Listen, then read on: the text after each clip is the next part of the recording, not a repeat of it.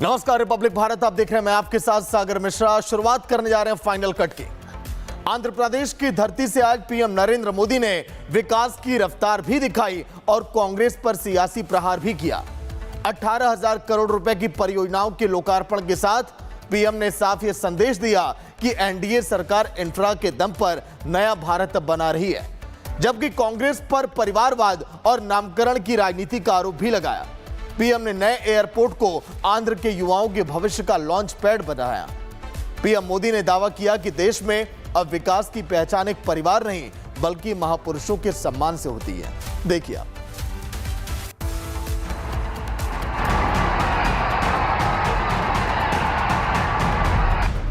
आंध्र प्रदेश के भोगापुरम में पीएम मोदी ने अल्लूरी सीताराम राजू अंतर्राष्ट्रीय हवाई अड्डे का उद्घाटन किया और इसी मंच से विकास के साथ ही साथ सियासत का भी बड़ा संदेश दिया। करीब 18,000 करोड़ रुपए की विकास परियोजनाओं का शुभारंभ करते हुए पीएम मोदी ने कहा कि आज का दिन आंध्र प्रदेश के लिए नया इतिहास रचने वाला दिन है। पीएम ने कहा कि उत्तर आंध्र अब विकास का नया केंद्र बनने जा रहा है और नया एयरपोर्ट सिर्फ एक इमारत नहीं बल्कि युवाओं के सपनों को उड़ान देने वाला लॉन्च पैड है। बीते 12 इयर्स में देश के एविएशन सेक्टर ने असाधारण प्रगति की है। 2014 तक देश में केवल 74 एयरपोर्ट ऑपरेशनल थे। आज ये संख्या 166 है। एक समय था जब हवाई उड़ानें सिर्फ बड़े शहरों तक सीमित थी। एनडीए सरकार में आज छोटे शहर के साधारण लोग भी फ्लाइट से आ जा रहे हैं। 12 इयर्स में सिर्फ एयरपोर्ट की संख्या ही नहीं बढ़ी है, हमारी उड़ान योजना के कारण आज गरीब परिवार के लोगों को भी जहाज में बैठने का अवसर मिल रहा है। इस योजना ने गरीब से गरीब को अपना सपना पूरा करने में मदद की है। कुछ दिन पहले ही सरकार ने उड़ान योजना के दूसरे फेज की शुरुआत की है। इस पर भी 29,000 करोड़ रुपीस खर्च किए जाएंगे। लेकिन विकास के मंच से पीएम मोदी ने कांग्रेस पर भी जमकर हमला बोला। पीएम मोदी ने बिना नाम लिए कांग्रेस पर परिवारवाद की राजनीति करने का आरोप लगाया। पीएम मोदी ने कहा कि एक दौर ऐसा था जब देश के ज्यादातर एयरपोर्ट का नाम सिर्फ एक ही परिवार के नाम पर रखा जाता था, लेकिन एनडीए सरकार ने इस परंपरा को बदल दिया। अब एयरपोर्ट देश के महापुरुषों और स्वतंत्रता सेनानियों के नाम पर बनाए जा रहे हैं। पीएम मोदी ने उदाहरण देते हुए कहा कि अयोध्या एयरपोर्ट का नाम महर्षि वाल्मीकि के नाम पर रखा गया, पंजाब में संत रविदास के नाम पर एयरपोर्ट बना और अब आंध्र प्रदेश में इस नए एयरपोर्ट को महान स्वतंत्रता सेनानी अल्लूरी सीताराम राजू के नाम से जाना जाएगा। पहले जब एयरपोर्ट बनते थे तो एयरपोर्ट के नाम एक ही परिवार के नाम पर चढ़ जाते थे। हमने इस परंपरा को बदला। हमने अयोध्या में एयरपोर्ट का नाम वाल्मीकि के नाम से जोड़ा। केंद्र की एनडीए सरकार ने निर्णय किया है कि इस नए एयरपोर्ट का नाम श्री अल्लूरी सीताराम राजू के नाम पर होगा। आंध्र प्रदेश का जो भी नागरिक इस एयरपोर्ट से यात्रा करेगा, देश और दुनिया का जो भी नागरिक इस एयरपोर्ट से यात्रा करेगा, उसे अल्लूरी सीताराम राजू जी के नाम से जनसेवा और राष्ट्र सेवा की प्रेरणा मिलेगी। पीएम मोदी ने दावा किया कि पिछले 12 सालों में देश के एविएशन सेक्टर ने अभूतपूर्व छलांग लगाई है। पीएम मोदी ने कहा कि साल 2014 तक देश में केवल 74 एयरपोर्ट संचालित थे, लेकिन आज इनकी संख्या बढ़कर 166 हो चुकी है। पहले हवाई यात्रा सिर्फ बड़े शहरों और अमीर लोगों तक सीमित थी, लेकिन अब छोटे शहरों का आम नागरिक भी हवाई सफर कर रहा है। सरकार की उड़ान योजना ने दूर दराज इलाकों को भी हवाई नेटवर्क से जोड़ा है। अपने संबोधन में पीएम मोदी ने आंध्र प्रदेश में तेजी से बढ़ते इंफ्रा का भी जिक्र किया। पीएम ने कहा कि राज्य में करीब 1 लाख करोड़ रुपए की रेलवे परियोजनाओं पर काम चल रहा है। पीएम मोदी ने कहा कि रेल, सड़क, पोर्ट और एयरपोर्ट को जोड़कर आंध्र को देश की आर्थिक ताकत बनाने की तैयारी है। विशाखापट्टनम से कृष्णापट्टनम तक पुराने बंदरगाहों का आधुनिकीकरण हो रहा है। मूलापेटा और रामायापट्टनम में नए पोर्ट विकसित किए जा रहे हैं। सरकार का लक्ष्य तटीय इलाकों को कोस्टल इकोनॉमिक कॉरिडोर में बदलना है ताकि निवेश बढ़े, रोजगार पैदा हो और आंध्र प्रदेश देश की ब्लू इकोनॉमी का बड़ा केंद्र बने। इस मौके पर पीएम मोदी ने मुख्यमंत्री चंद्रबाबू नायडू और डिप्टी सीएम पवन कल्याण की भी जमकर तारीफ की। पीएम ने कहा कि चंद्रबाबू नायडू विकास और संस्कृति दोनों को साथ लेकर चल रहे हैं। एक तरफ आधुनिक एयरपोर्ट बन रहा है तो दूसरी तरफ आदिवासी संस्कृति को वैश्विक पहचान दिलाने के लिए धिमसा नृत्य का विश्व रिकॉर्ड बनाया जा रहा है। यानी विकास भी, विरासत भी और भविष्य भी। आंध्र प्रदेश के विकास के लिए हमारे प्रयास डबल इंजन की स्पीड से आगे बढ़े, इसके लिए मैंने आंध्र के लोगों से डबल इंजन सरकार का आशीर्वाद मांगा था और आज चंद्रबाबू नायडू जी के नेतृत्व में, पवन कल्याण जी के नेतृत्व में एनडीए की पूरी टीम आंध्र प्रदेश के लिए डबल स्पीड से काम कर रही है। आज देश ब्लू इकोनॉमी को लगातार मजबूत कर रहा है। हमारा विजन है कि पूरा क्षेत्र कोस्टल इकोनॉमिक कॉरिडोर के रूप में विकसित हो। इसी लक्ष्य के साथ विशाखापट्टनम से कृष्णापट्टनम तक हमारे पुराने पोर्ट्स को आधुनिक रूप दिया जा रहा है। एयरपोर्ट के उद्घाटन से लेकर परिवारवाद पर प्रहार तक आंध्र से पीएम मोदी ने विकास और राजनीति दोनों का एजेंडा साफ कर दिया। अब देखना होगा कि विकास और सियासत के इस दोहरे संदेश का असर सिर्फ आंध्र प्रदेश तक सीमित रहता है या आने वाले चुनावी राज्यों की राजनीति में भी इसकी गूंज सुनाई देती है। Bureau report, Republic Bharat. तो देखा आपने, एक तरफ विकास की रफ्तार है तो दूसरी तरफ सांस्कृतिक का विस्तार। एक तरफ करोड़ों की परियोजनाएं हैं तो दूसरी तरफ युवाओं को स्वामी विवेकानंद का संदेश। पीएम मोदी का आज का कर्नाटक दौरा विकास, विरासत और वैचारिक संदेश का बड़ा मंच बन गया। देखिए आप भी।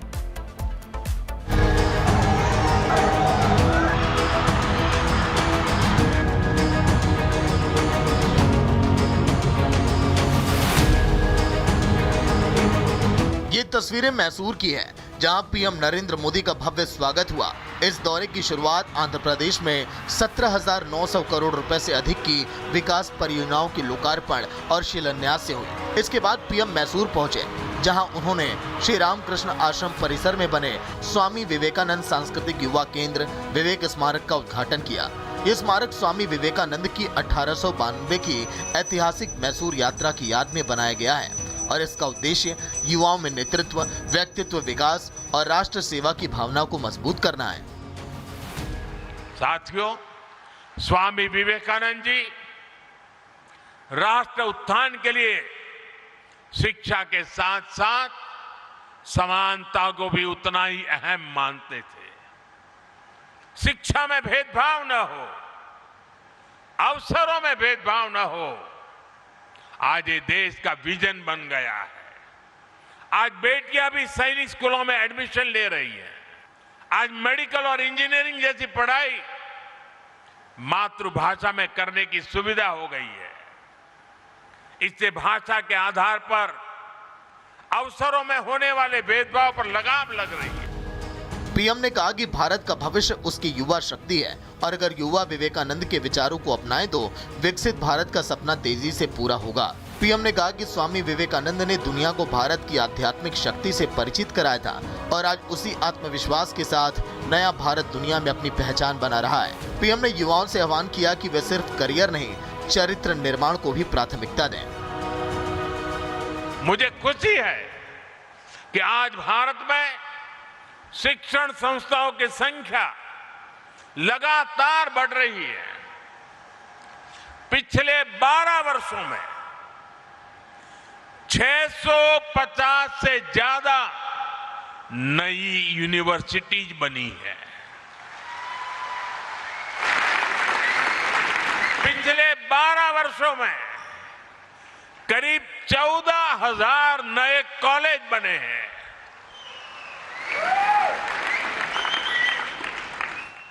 4,000 से ज्यादा नई ITI बनाई गई है। लेकिन मैसूर का मंच सिर्फ आध्यात्मिक संदेश तक सीमित नहीं रहा।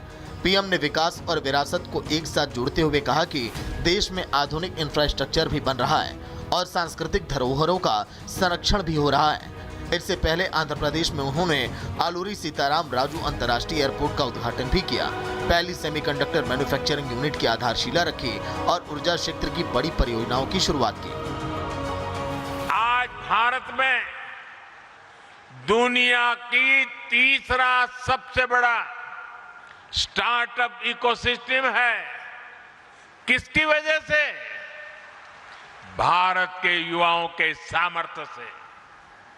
आज भारत दुनिया का दूसरा सबसे बड़ा मोबाइल फोन निर्माता बन चुका है। किसकी वजह से?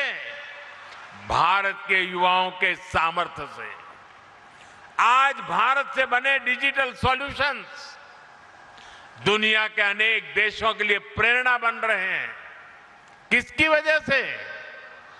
भारत के युवाओं के सामर्थ्य से। राजनीतिक जानकार मानते हैं कि कर्नाटक में पीएम का ये दौरा सिर्फ विकास परियोजनाओं तक सीमित नहीं है। लोकसभा चुनाव में बेहतर प्रदर्शन के बाद बीजेपी अब दक्षिण भारत में अपनी राजनीतिक पकड़ और मजबूत करना चाहती है। मैसूर जैसे सांस्कृतिक शहर से स्वामी विवेकानंद का संदेश देना, युवाओं पर फोकस करना और राष्ट्र निर्माण की बात करना बीजेपी की दीर्घकालिक रणनीति का हिस्सा माना जा रहा है। प्रधानमंत्री का स्वामी विवेकानंद कल्चर सेंटर का मैसूर में उद्घाटन करना इसका संकेत है कि बीजेपी का जो फोकस है वो दक्षिण में रहेगा और दक्षिण में भी खासकर तमिलनाडु, आंध्र प्रदेश और केरला, और कुछ अगर हम जोड़ें तो उसमें तेलंगाना जोड़ सकते हैं। कर्नाटक में बीजेपी बहुत मजबूत है, संगठन बहुत मजबूत है। तो उनकी जो चिंता थी, बीजेपी की सबसे बड़ी चिंता थी कि जो पश्चिम बंगाल, उड़ीसा और जो दक्षिण के राज्य हैं लगभग वो 150 सीटें थी, तो उसमें से आधी से ज़्यादा सीटें बीजेपी ने अपने पक्ष में कर ली, यानी वहाँ सरकार बना ली है। अब जो दक्षिण राज्यों पर पूरा फोकस होगा, तो मुझे लगा कि प्रधानमंत्री का दक्षिण की तरफ जाना ये बीजेपी का जो दक्षिण राज्यों में अपना होल्ड करना, उसकी एक नए सिरे से शुरुआत होगी। आइए अब इसकी कुछ खासियत भी जानते हैं। विवेक स्मारक को श्री रामकृष्ण आश्रम ने बनवाया। 35 करोड़ रुपए से बने विवेक स्मारक की श्री रामकृष्ण आश्रम मैसूर ने तैयार किया है। यहाँ 4 मंजिला इमारत के साथ ही साथ 2 मंजिला एनेक्स भवन बना है। इसका कुल एरिया 81,000 वर्ग फुट है। युवाओं को स्वामी विवेकानंद के विचारों को आधुनिक तकनीक से समझाने के लिए यहाँ एक खास 4D एक्सपीरियंस सेंटर बना है। यहाँ 700 लोगों के लिए खुला थिएटर और हॉल के साथ ध्यान और योगा केंद्र और पुस्तकालय भी है। यहाँ हजारों छात्रों और युवाओं के लिए मूल्यों वाली शिक्षा, वर्कशॉप और स्किल सेंटर भी बना है। कर्नाटक में कांग्रेस की सरकार है, ऐसे में पीएम का ये दौरा राजनीतिक संदेश भी देता है। बीजेपी इसे विकास और सांस्कृतिक राष्ट्रवाद की राजनीति के रूप में पेश कर रही है, जबकि कांग्रेस इसे सरकारी कार्यक्रमों के राजनीतिक इस्तेमाल के तौर पर देख रही है। यानी विकास परियोजनाओं के साथ ही साथ इस दौरे की राजनीतिक गूंज भी आने वाले दिनों में सुनाई देती रहेगी। भारत के युवा ने एक लंबी यात्रा तय की है। भारत का जो युवा कभी जंजीरों में था, आज वो युवा दुनिया के विकास को गति दे रहा है। मैसूर से पीएम मोदी ने केवल एक स्मारक का उद्घाटन नहीं किया, उन्होंने युवाओं को विवेकानंद का संदेश भी दिया, विकसित भारत का विजन दोहराया और ये संकेत भी दिया कि दक्षिण भारत में बीजेपी विकास और सांस्कृतिक विमर्श दोनों को साथ लेकर आगे बढ़ेगी। अब देखना होगा कि मैसूर से उठा ये संदेश सियासत में कितना असर छोड़ता है। Bureau report, Republic Bharat. वहीं पुणे में लोकमान्य बाल गंगाधर तिलक की पुण्यतिथि पर जब अजीत डोभाल को लोकमान्य तिलक राष्ट्रीय पुरस्कार से सम्मानित किया गया, तो मंच से उन्होंने देश के युवाओं को ऐसा संदेश दिया जो हर भारतीय के लिए एक सीख बन गया। डोभाल ने साफ कहा कि आजादी का मतलब मनमानी नहीं है, बल्कि राष्ट्र निर्माण की जिम्मेदारी भी होती है। आखिर क्यों कुछ कहा, देखिए।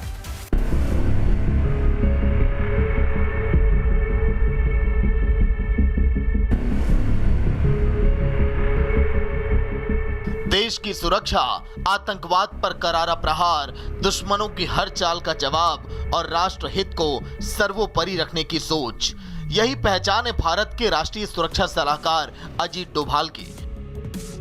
लोकमान्य बाल गंगाधर तिलक की पुण्यतिथि पर उस शख्स को सम्मानित किया गया जिसने सालों तक पर्दे के पीछे रहकर भारत की सुरक्षा को नई मजबूती दी। लेकिन इस सम्मान समारोह में अजीत डोभाल के उस संदेश की चर्चा सबसे ज्यादा हो रही है जो उन्होंने देश के युवाओं के नाम दिया। एनएसए अजीत डोभाल ने कहा, आजादी का मतलब मनमर्जी नहीं होता, आजादी का मतलब अनुशासन, जिम्मेदारी और राष्ट्र निर्माण में भागीदारी है। अजीत डोभाल ने कहा कि कुछ युवा आजादी का गलत अर्थ समझ बैठे हैं, जबकि सच्ची आजादी वही है जो देश को मजबूत बनाए, कमजोर नहीं। हमारे युवाओं को ये सोचने की आवश्यकता है कि जिस मार्ग पर जो भारत की उनकी परिकल्पना थी वो क्या थी और क्या भाव था राष्ट्र निर्माण का। वो सोचता है शायद भारत हमेशा ऐसा ही था जिसे हम स्वतंत्रता कहते हैं। शायद उनको लगता है कि स्वतंत्रता केवल वह करने की जो आपकी इच्छा है, स्वतंत्रता ये नहीं थी।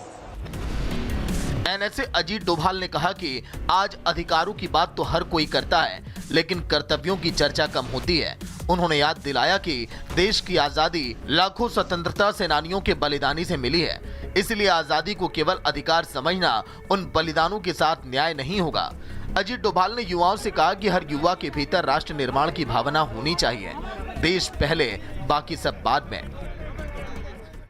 आज का अगर हमारा यूथ, आज का अगर हमारा भारत का हर को कि अगर इतने कष्ट, इतनी सदियों की पीड़ा के बाद अगर देश को आजादी मिली है तो मैं इसको शक्तिशाली बनाकर ही रहूंगा। मैं इसे जीवन के आखिरी सांस तक मैं इसके लिए जो भी कर सकूंगा करूंगा।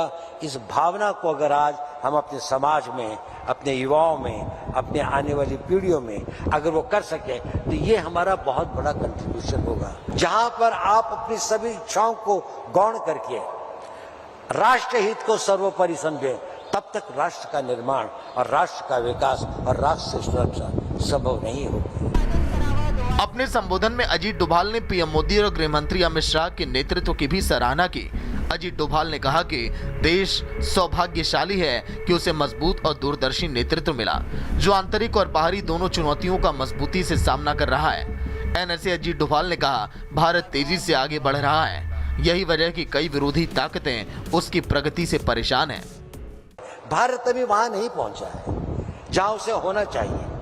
ऐसा लगता है कि शायद हम स्वतंत्र हैं तो हमारे ऊपर सारी जिम्मेदारियां खत्म हो गई हैं। आज भी भारत को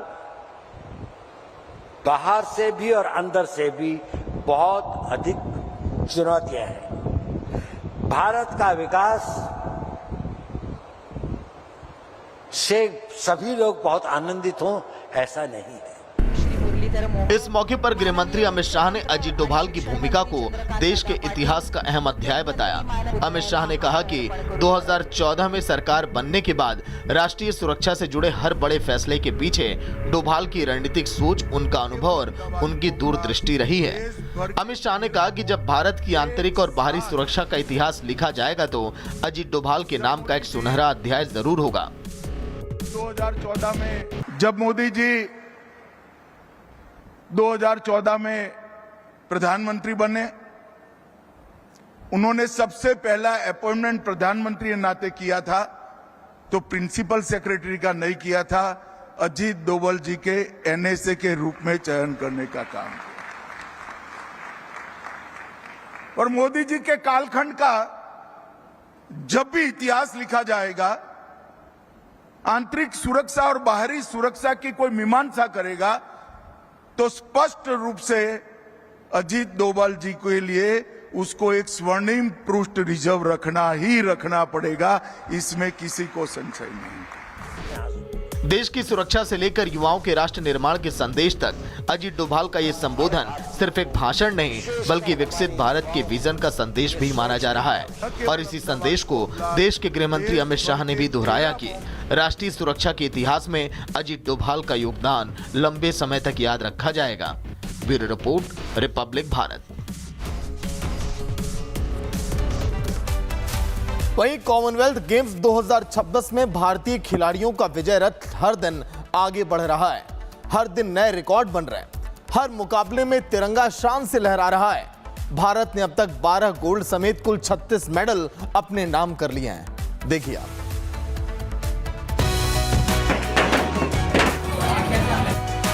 कॉमनवेल्थ गेम्स 2026 में भारत का गोल्डन अभियान लगातार रफ्तार पकड़ रहा है। ग्लासगो की बॉक्सिंग रिंग से भारत के लिए एक के बाद एक अच्छी खबरें आ रही हैं। पहले साक्षी चौधरी, फिर प्रिया घनघस और अब अरुंधति चौधरी ने गोल्डन पंच लगाकर भारत की झोली में एक और स्वर्ण पदक डाल दिया है। महिला मुक्केबाजों के इस दमदार प्रदर्शन ने न सिर्फ भारत का गौरव बढ़ाया है, बल्कि मेडल टैली में भी देश की स्थिति को और मजबूत कर दिया है।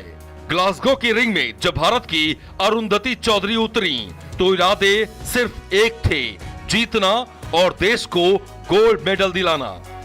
राजस्थान के कोटा की रहने वाली 23 साल की मुक्केबाज ने शुरुआत से ही अपने तेवर साफ कर दिए थे। सामने थी इंग्लैंड की मजबूत मुक्केबाज चेंटेले रीड, लेकिन अरुंधति के सटीक पंचों और आक्रामक रणनीति के सामने उनका हर दांव फीका पड़ गया। महिला 70 किलोग्राम वर्ग के फाइनल में अरुंधति ने पहले ही राउंड में 4-1 से बढ़त बना ली। महिला 70 किलोग्राम वर्ग के फाइनल में अरुंधति ने पहले ही राउंड में 4-1 की बढ़त बना ली। इसके बाद दूसरे राउंड में उन्होंने मुकाबले पर पूरी तरह से शिकंजा कस दिया और आखिरकार शानदार जीत के साथ ही भारत की झोली में एक और स्वर्ण पदक डाल दिया। अरुंधति से पहले हरियाणा की भिवानी की बेटी साक्षी चौधरी ने भी कमाल कर दिया। महिला 51 किलोग्राम वर्ग के फाइनल में इंग्लैंड की रूबी वाइट के खिलाफ साक्षी ने ऐसा खेल दिखाया कि मुकाबला पूरी तरह से एक तरफा हो गया। पहले राउंड से लेकर आखिरी राउंड तक साक्षी का दबदबा कायम रहा और उन्होंने 5-0 के सर्वसम्मत फैसले से गोल्ड अपने नाम कर लिया। इसके बाद बारी थी प्रिया घनघस की। महिला 60 किलोग्राम वर्ग के फाइनल में कनाडा की मैरी बाथेल अल अहमदी के खिलाफ पहला राउंड गंवाने के बावजूद प्रिया ने जबरदस्त वापसी की। दूसरे और तीसरे राउंड में उन्होंने अपने अनुभव और आक्रामक खेल का शानदार प्रदर्शन किया और गोल्ड मेडल अपने नाम कर लिया। भारत के खाते में अब तक 34 पदक आ चुके हैं। भारत ने अब तक 11 गोल्ड, 15 सिल्वर और 8 ब्रॉन्ज पर कब्जा कर लिया है। अब तक 34 पदक जीतकर भारत मेडल तालिका में चौथे स्थान पर है। वही बॉक्सिंग में भारत अब तक 5 स्वर्ण पदक जीत चुका है। ग्लासगो की रिंग से उठ रही हर जीत की गूंज यही कह रही है कि भारत का गोल्डन पंच अभी जारी है और आने वाले मुकाबलों में तिरंगा और भी ऊंचा लहराने वाला है। Bureau report, Republic Bharat.